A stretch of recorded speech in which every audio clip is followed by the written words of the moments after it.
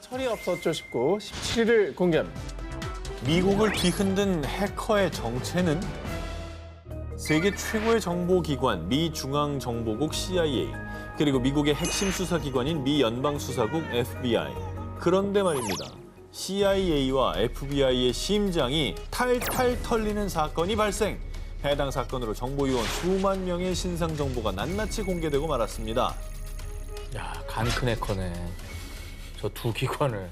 사실 그게 뚫린다는 게 더 이해가 안 돼요. 2016년 2월 이 대담하고 간큰 해커가 체포됐다는 소식이 전해졌는데요. 그리고 상상도 못한 정체. 그는 영국에 사는 케인 갬블이라는 10대 소년이었습니다. 10대 소년이 CIA, FBI를 털었다고 이거 말이 됩니까? 믿기지 않는데요. 범행 당시는 15살이었습니다. 이 소년 갬블은요. 내 실력이 어느 정도인지 보여주겠어? 2015년 6월부터 2016년 2월까지 본인의 집, 자택에서 한 인터넷 업체 콜센터에 전화를 걸었고요. 그리고 Hello? 나 CIA 국장 존 브레넌인데. 당시 CIA 국장 존 브레넌과 FBI 부국장 마크 줄리아노의 행세를 하면서 이들의 이메일 계정, 비밀번호 등의 정보를 넘겨받았던 겁니다. 이후 갬블은 CIA와 FBI 국장, 부국장의 이메일을 해킹해 정보기관 데이터베이스 접근 권한을 확보. 어머. 이라크와 아프가니스탄에서의 군사 정보와 첩보 작전 계획 등 미국의 1급 군사 기밀을 입수했고요. 심지어 아, 이건 역사에 남을 최고의 해킹이 될 거야. 그는 무려 약 2만 명의 FBI 직원들의 개인 정보를 온라인에 공개했던 겁니다. 좋은 머리도 아니고 잔머리네. 아니 과시욕은 적당해야죠. 네. 범죄잖아요, 이건. 신의 실수 악마의 재능 19, 18일을 공개합니다. 천재 프로그래머의 재능 낭비. 이 한 남자 때문에 국내 네로라는 IT 기업들이 서로들 스카우트하기 위해 혈안이 되었었는데요. 뭐 하는 사람인데 이렇게 스카우트를 하죠? 재능이 엄청난 엄청난 재능이 있는 거예요. 모양이에요. 자, 그런데 이 기업들이 러브콜을 보내기 위해 연락한 곳은 다름 아닌 경찰서. 자, 경찰서에서 피의자 신분으로 조사를 받고 있던 그 남자였습니다. 와, 이것도 굉장히 이상한 얘긴데요? 또 어마어마한 재능을 네. 갖고 있나 보다. 네. 누구지? 자, 천재 프로그래머로 불린 23살의 A씨. 자, 2015년도에 국내 유명 사립대를 포함한 20여 개 대학, 약 200명에 달하는 공대생들의 졸업 작품을 대신 수행해 준 겁니다. 우와, 200명! 그런데 다들 그의 실체를 알고 깜짝 놀랐습니다. 왜? 그 이유는 IT 전문가는커녕 관련 대학 학위도 일절 없었기 때문이죠. 어마어마하네. 사실 A씨는 초등학교 2학년 때부터 독학으로 컴퓨터 프로그래밍을 익혔고요. 자, 고등학생 땐 전국의 수재들만 모인다는 한국 정보 올림피아드에서 대상을 수상. 또한 정부가 주관하는 한국형 스티브 잡스 육성 프로젝트인 소프트웨어 마에스트로 100인에 선정될 정도로 전도가 유망한 천재였습니다. 아니, 이 정도면은 그냥 앞길이 창창한 거 아니에요? 그리고 대학을 충분히 갈 수 있는 재능일 텐데. 어떻게 된 거지? 그가 재능을 범죄에 이용하게 된 사연. 2011년 대학 입시를 앞두고 그만 아버지의 부도로 갑작스럽게 가장된 A씨. 돈이 필요했구나. 그래서 내가 잘할 수 있는 거로 돈을 벌자. 자신의 재능을 팔기로 결정한 거죠.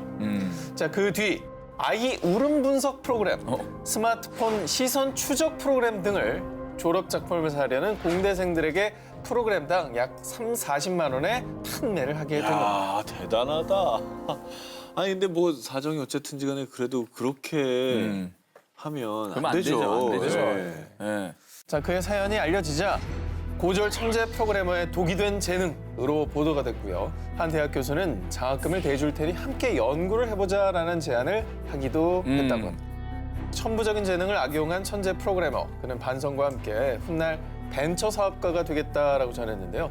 지금은 부디 이 축복받은 재능을 옳은 곳에 쓰고 계시리라 믿습니다. 신의 실수, 악마의 재능 19, 17위 공개합니다. 100명을 구한 구급대원의 정체.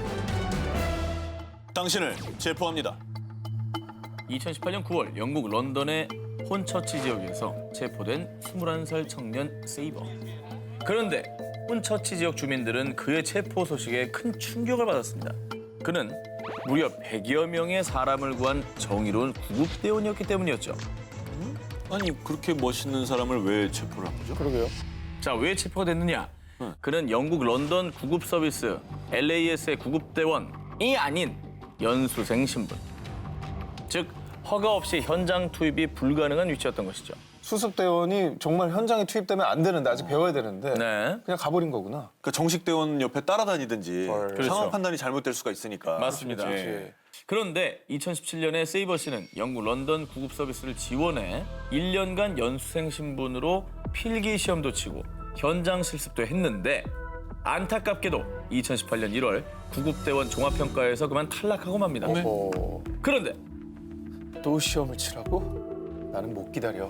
내가 구할 사람들이 한 트럭이라고!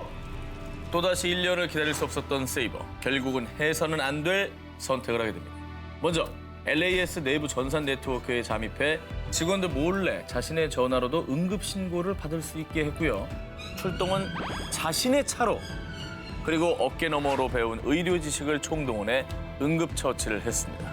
심지어는 전산 시스템을 이용해서 다른 진짜 구급대원들에게 출동 명령을 내리기까지 합니다. 아니 뭐 좋은 마음으로 한 거는 우리가 뭐 이해는 하겠는데 어떤 환자를 만나서 그 사람이 더 나빠지기라도 하면 그럼 어떻게 할 거예요? 빨리 간다고 그게 무조건 능사는 아니잖아요. 제대로 된 네. 처치를 해야 되기 때문에. 아니 하고 싶다고 다 할 수 있는 건 아니잖아요. 이게. 그렇죠. 예. 아니 근데 어떻게 잡힌 거예요? 하지만 결국 2018년 7월 신고 접수 현황이 맞지 않는다는 것을 파악한 LAS에서 내부 조사를 하면서 덜미가 잡힙니다. 근데 뭐 100명이 넘게 일단 환자를 구한 거면 혹시 잘못된 분들은 없었는지 이게 걱정이 좀 되네요. 사실 그게 제일 걱정이죠. 그래서요, 곧바로 LAS 측에서 세이버가 신고 접수를 한 환자들에게 일일이 연락해 상태를 살폈다고 하는데요. 다행히도 환자 전부 이상 없이 건강한 상태였다고 합니다. 세이버 씨, 정의로운 마음만 받겠습니다. 다시는 그러지 마세요. 그리고 합격하고 출동하세요. 그래요. 다음번 시험에 꼭 합격하세요.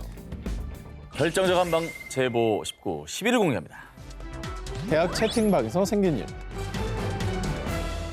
2012년 1월 국내 K대학교의 학내 채팅방 누군가와 대화를 나누던 대학생 A씨는 SNS를 통해 네덜란드 한 회사에 긴급 제보를 했는데요. 그리고 얼마 뒤 네덜란드에서 수사관들을 급파 한국 경찰과 공조 수사에 돌입했습니다. 야 이거는 뭔데 국제적인 공조 수사까지 펼쳐진 거죠? 그러게. 당시 A씨가 채팅방에서 우연히 만난 한 외국인과 대화를 나누던 중이에요. 내가 바로 네덜란드 K사를 해킹한 사람이다. 나 쩔지? 뭐? 네가 그 해커라고? 그냥 장난으로 넘길 수도 있었지만 A씨는 이 외국인이 단순히 허풍을 부린다고 생각하지 않았고요. 그리고 그의 뇌리에 스친 한 가지, 바로 최근 네덜란드에서 벌어진 해킹 사건이었습니다. 이 사건은 국제 해커들이 네덜란드인 80%가 사용하는 대표 통신기업 K사의 300여 대 서버에 침입, 통신 내용을 도청하거나 회선을 마비시킨 해킹 사건으로요.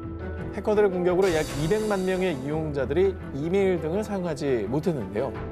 뿐만 아니라 이 해커들은 한국, 독일, 일본, 노르웨이 등 9개 나라를 넘나들며 주요 대학과 기관 서버들을 해킹, 그리고 해킹에 얻은 신용카드 정보를 거래하는 사이버 범죄를 저질렀습니다.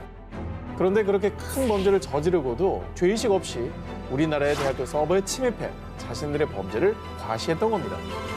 요즘에 워낙 인터넷에 뭐 이 잘못된 정보도 많고 익명성 기대가지고 장난 끌어올리고 막 뭐 허세, 허풍 이런 거 많죠. 허풍 떨고 막 이러니까 그냥 장난으로 넘길 수 있었을 텐데 혹시나 몰라서 나선 게 큰 역할을 한 거네요. 그죠? 자, 네덜란드 경찰과 한국 사이버 테러 대응팀은 A씨의 제보를 바탕으로 해커들의 아이디, 신원 등을 파악할 수 있었고요. 그 결과 네덜란드와 호주에 거주하던 두 국제 해커들을 검거하는 데 성공. A씨의 제보는 대규모 인터넷 마비 사태를 막는 데 아주 결정적인 역할을 했습니다. 라며 박수를 보냈습니다. 아니, 해커들이 네. 사실 그 어디서 해킹을 했는지 그 IP도 다 우회하고 사실 역으로 추적해서 잡히는 게 되게 어렵게끔 그렇게 잘 숨어 있는데 여기서 같은 경우에는 제보가 빨리 나왔던 게 아주 결정적이었을 것 같네요. 네, 그렇습니다. 어둠 속으로 꽁꽁 숨을 뻔한 해커들을 잡아낸 빛 같은 제보. 어둠은 언젠간 밝혀진다는 사실 잊지 말길 바랍니다. 당신의 도시는 안전합니까 싶고 14위를 공개합니다. 모모가 당신을 훔쳐보고 있다. 자, 이번에 소개해드릴 특종은 저는 물론 전 기자님 그리고 한 기자님 여기 있는 모든 분들, 시청자분들까지 누구나 피해자가 될 수 있는 범죄입니다. 아니, 어쩌면 이미 피해자가 있을지도 모릅니다. 아이고. 자, 우리가 가장 안전하다고 생각하는 집안에서 나도 모르게 범죄에 노출된 사건인데요. 집에서 범죄에 노출된다고요? 2021년 11월 전국 700여 아파트 단지가 들썩였던 사건. 자, 해커들이 주로 이용하는 한 웹사이트에 국내 아파트 내부로 추정되는 사진과 영상이 무더기로 유출되는 사건이 발생했는데요. 저게 어떻게 나와? 사진과 영상 속에는 거주자의 일상뿐만 아니라 알몸 사진 등 개인적인 프라이버시가 고스란히 담겨 있었습니다. 심지어 해당 사진과 자료를 업로드한 해커는 하루치 영상의 0.1 비트코인, 당시 기준 약 700만 원에 판매하려고까지 했는데요. 자, 700의 아파트 단지 내 사람들의 사진과 영상이 유출된 경우 바로 아파트 거실 벽면에 달려있는 월패드. 현관 출입문, 난방, 환기 등을 제어할 수 있는 장치였습니다. 자, 월패드에는 보통 경비실이나 다른 가구의 영상 통화를 위해 카메라가 달려있죠. 해커가 요걸 해킹해서 실시간으로 집안을 들여다봤던 겁니다. 심지어 아파트 단지 내 월패드들은 하나의 망으로 연결되어 있어 해커가 한 가구만 해킹을 해도 이걸 통해서 아파트 전체의 월패드를 조작하거나 데이터를 확보할 수 있는 취약점이 있었습니다. 별걸 다 해킹한다 진짜. 요즘에는 웬만한 아파트 저거 다 월패드 있잖아요. 아파트는 다 있다고 봐야죠. 네. 저게 문도 열리잖아요. 저걸로 그러네. 해킹하면 문을 열 수가 있는 거예요. 그렇습니다. 아, 그러겠다. 침입이 그냥 가능한 거죠. 아니, 그럼 대처할 방법이 없나? 이거 너무 불안한데요. 네. 다들 있는데. 해당 사건이 터지자 각종 아파트 커뮤니티에서는 월패드 카메라를 스티커 등으로 가린 인증샷, 저런 사진들이 화제였습니다. 논란이 커지자 과학기술정보통신부는 가구별 망 분리를 의무화하는 조치에 착수, 일부 월패드 업체도 보안 프로그램을 추가 설치하며 영상 외부 전송 차단 등 긴급 대처에 나섰는데요. 이 보안 전문가들은 월패드에 부착된 카메라를 항상 가려두고 이 비밀번호를 설정하라고 권장. 침해 사고가 발생하면 즉시 인터넷 침해 대응센터 118에 신고하라고 덧붙였습니다. 컴퓨터 캠이나 노트북 카메라는 이제 해킹 때문에 가려두는 사람들을 많이 봤거든요. 근데 집에 있는 월패드까지 가려야 되는지는 몰랐어요, 진짜. 어마어마하네요. 네. 생활의 편리함을 위한 기술의 발전이 되려 범죄에 악용되는 현실, 다시는 이 반복되지 않길 바라며 범인이 반드시 검거되길 바랍니다. 살인면허 스파이 19, 16일 공개합니다. 스파이 이것이 노출된 이유?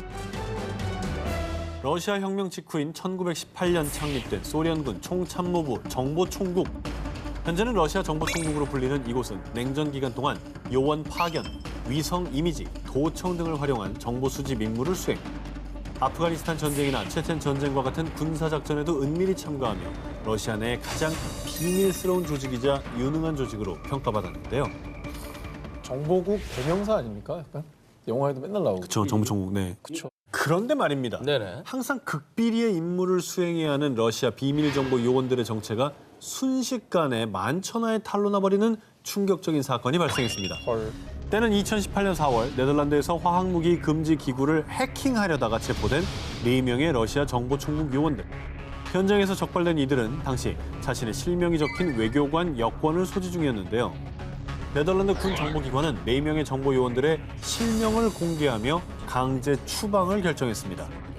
뭐 작전은 완전 실패네요. 뭐 본인 정체까지 드러나고 임무도 성공하지 못했으니까. 끝났네, 뭐라.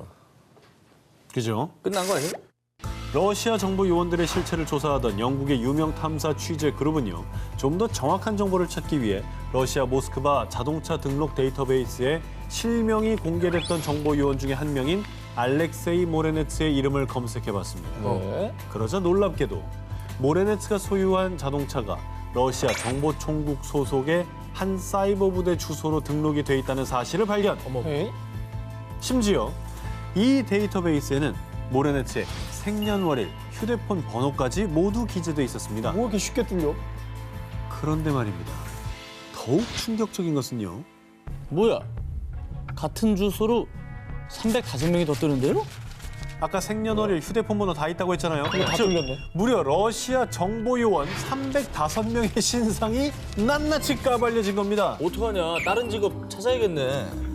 끝났어, 저 사람들. 아니 정보 요원 핵심은 기밀 아닙니까? 이게 뚫리면 할 수 있는 게 없잖아요. 그럼. 실명에 휴대전화까지 나왔다니까. 아니, 근데 한 주소에 등록이 돼 있다고요? 그렇죠. 이처럼 황당한 상황에 러시아 교통 당국은요. 아마 정보 요원들이 세금 혜택을 받기 위해 주소를 정보총국으로 등록한 것이 아닐까 추측합니다. 이렇게 드러난 보안 구멍은 정보총국을 난처하게 만들었고요. 끝났네. 한때 서방을 떨게 만든 공포의 첩보 기관이 인터넷 검색 시대에 적응하지 못하고 침몰 중이라는 조롱을 피할 수 없었습니다. 아니, 오히려 저렇게 쉽게 뚫리면은 이게 또 연막 작전인가 싶었을 것 같아. 아 여기용 여기용해서. 존재하지 않은 인간이 약간 어. 이런 식으로. 이게 실존 인물이 아닌 것 같은데 말이야. 뭐 이러면서.